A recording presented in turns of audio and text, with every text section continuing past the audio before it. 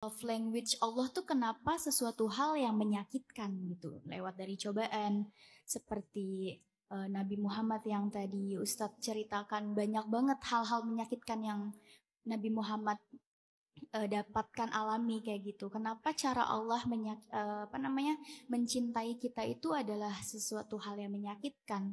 Kenapa bukan hal yang lain? Kenapa harus mencintai itu hal yang menyakitkan? Karena Ustadz, ada beberapa teman aku yang akhirnya dia merasa mewajarkan orang lain menyakiti dia karena dia pikir cara Allah mencintai kita aja nyakitin kita. Kayak gitu. Kenapa ya Ustadz? Allah itu love language-nya itu buat kita itu cobaan, ujian. Kenapa nggak ada bentuk cinta yang lain gitu? Allah tuh punya banyak love language. Beda sama kita. Kalau kita kan 1 dari 5 ya. Nggak mungkin 5-5-nya dong. Terlalu keren lah kalau kita punya love language 5 gitu kan. Mungkin salah 1 dari 5. Mungkin physical touch atau mungkin act of service atau apapun. Allah tuh punya tidak terhingga bahasa cintanya. Sebagaimana bahasa ayatnya wa in ta'uddu ni'matallahi la tuhsuha. Kalau kalian pengen menghitung nikmat Allah, kalian gak akan pernah bisa menghitungnya. Jadi bahasa cintanya Allah itu bukan cuma ujian. Ujian itu salah satu di antara bahasa cintanya Allah. Sehingga kita selain melihat ujian sebagai bahasa cintanya Allah, maka kita juga perlu melihat nikmat juga bahasa cintanya Allah. Emangnya hidup kita gak pernah dapat nikmat apa?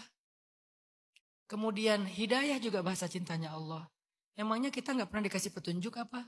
Dan yang luar biasanya lagi, ampunan juga bahasa cintanya Allah. Udahlah kita banyak dosa, bermaksiat siang malam, mengabaikan panggilan Allah. Allah panggil sehari 5 kali kita abaikan, tapi masih diampuni dosa-dosa kita.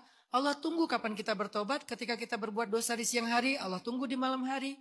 Kita berbuat dosa di malam hari, Allah tunggu di siang hari. Kita berbuat dosa 1000 kali, 1000 kali bertobat, mengulanginya lagi 1000 kali. 1000 kali Allah mengampuni, nggak pernah bosan, nggak pernah putus asa mengampuni kita.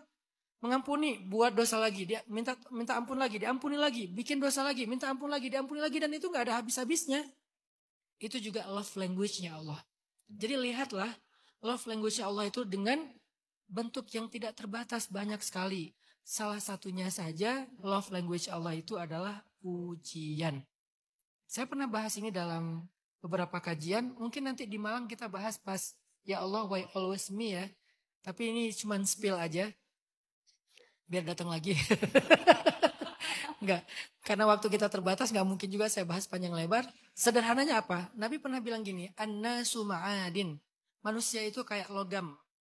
Logam itu baru menjadi berharga kalau dia dibakar, dipanaskan, kemudian dia ditempa dengan palu yang berat, kemudian didinginkan di air yang sangat dingin, lalu dibakar lagi, ditempa, didinginkan, dibakar lagi, ditempa, didinginkan berkali-kali, berhari-hari, berbulan-bulan, maka kemudian logam itu menjadi pedang yang berharga dan mahal.